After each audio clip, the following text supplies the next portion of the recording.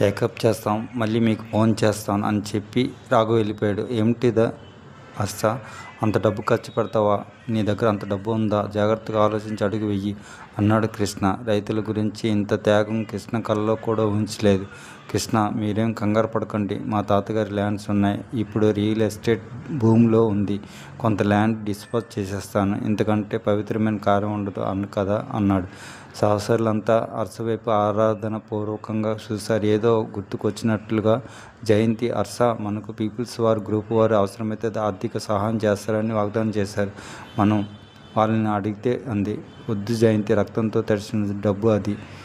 మనం చేసేది పవిత్ర కార్యం అన్నాడు హర్ష. జయంతి ఇక మాట్లాడలేదు. వారం గడిచాక రాఘవ హర్షను వ్యక్తిగతంగా కలిశాడు. హర్ష, ఏ డిటెక్టివ్ ఏజెన్సీ కూడా ఇంత పెద్ద ప్రాజెక్టు చేయలేదు. మేము మిగతా డిటెక్టివ్ ఏజెన్సీలను సంప్రదించి వారి సహకారంతో చేయడానికి ప్రయత్నిస్తున్నాం. సుమారుగా 5-6 కోట్లు అవుతుంది అన్నాడు. అలాగే, నేను సగం డబ్బు తీసుకొని మీ సీప్ దగ్గరకు వస్తాను. మనం అగ్రిమెంట్ రాసుకుందాం అన్నాడు హర్ష. రాఘవ వెళ్ళిపోయాడు. హర్ష రియల్ ఎస్టేట్ వారిని కన్సల్ట్ చేసి 5 ఎకరాల సాగు భూమిని అమ్మేశాడు. రియల్ ఎస్టేట్ బిజినెస్ భూమిలో ఉండటం వల్ల 20 కోట్ల ధర పలికింది. 2.5 కోట్లు ఏజెన్సీకి ఇచ్చేశాడు హర్ష. నెల తిరిగేసరికి డిటెక్టివ్ ఏజెన్సీ వారు తమ లిస్టు తీసుకొని వచ్చారు. దాదాపు 1000 మంది రైతుల డిప్రెషన్లో ఉన్నట్టు గుర్తించారు. వారు ఏ క్షణమైనా ఆత్మహత్యకు పాల్పడవచ్చని ఏజెన్సీలు అనుమానం వ్యక్తపరిచాయి.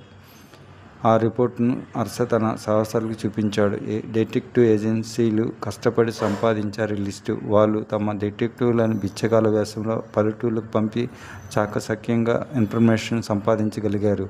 మనం వెంటనే రంగంలోకి దిగాలి. ఈ లిస్టులో ఉన్న వారికి వారి అవసరాన్ని బట్టి ఆర్థిక సహాయం చేయగలగాలి. మనం చేయగలిగినంత చేసి ప్రభుత్వ పథకాల ద్వారా తక్కువ వడ్డీలకు రుణాలు ఇప్పించే ప్రయత్నం చేయాలి అన్నాడు హర్ష ఉద్వేగంగా.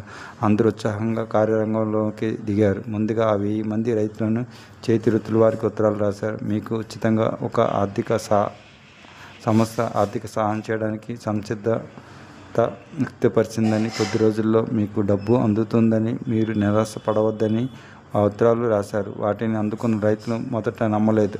చూద్దాం ఇదంతా నిజమో అని. Thanks for watching. Please like, share and subscribe VMK Multi Vlogs. Bye bye.